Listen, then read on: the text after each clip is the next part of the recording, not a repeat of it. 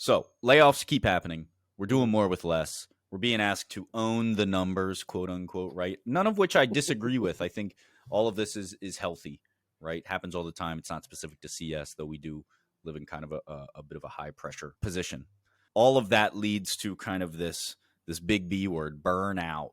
Mm.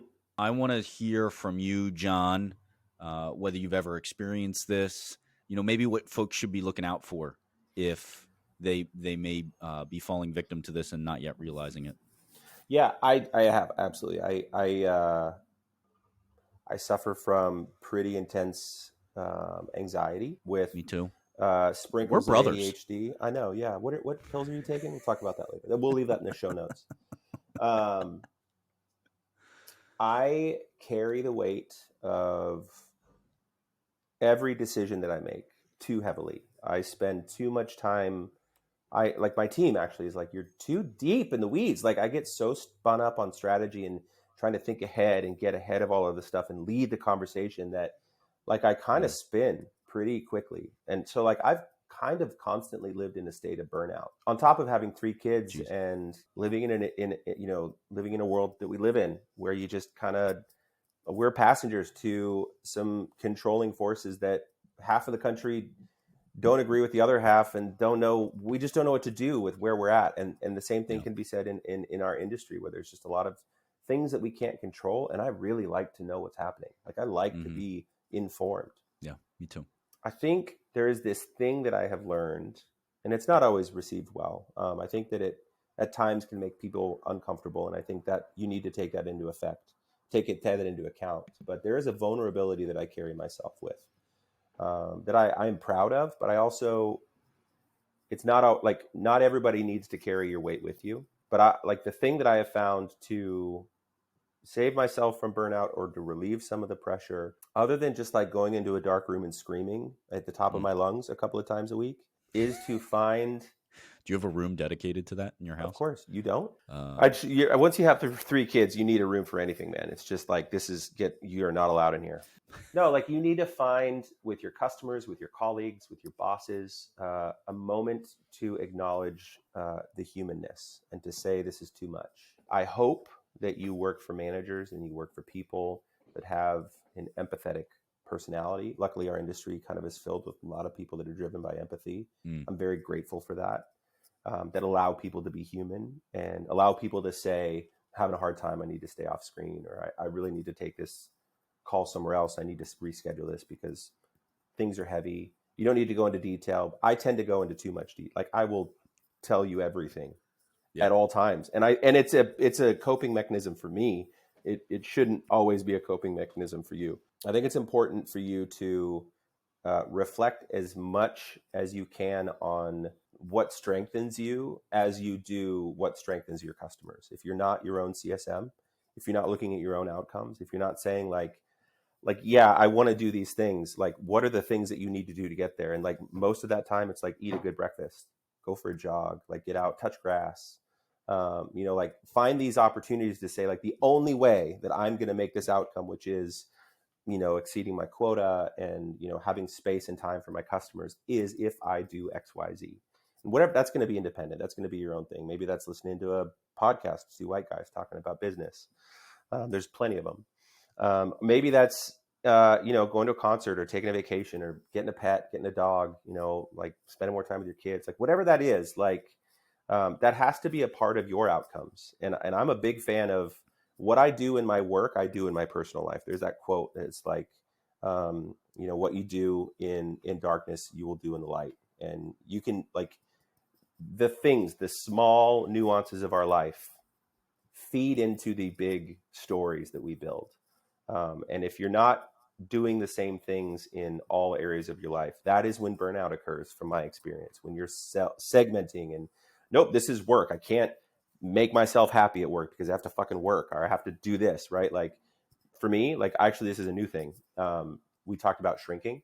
If you guys haven't Mm. watched Shrinking on Apple Plus,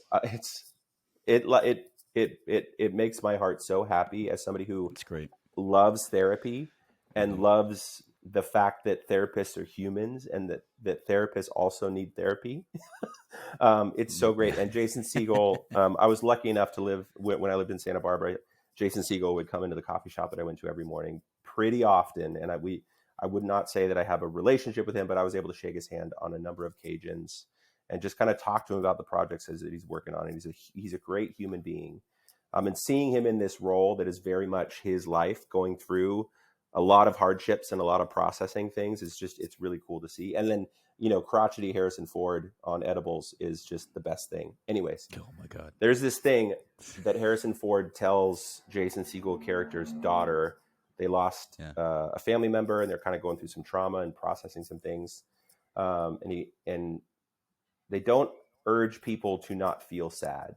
Harrison Ford's character says, "You know what I do is I put on the saddest song that I can find, and I feel everything for 15 minutes. I cry, I scream, I weep, and I just I let myself feel the weight, the pressure, and that timer goes off, and then I move on with my day."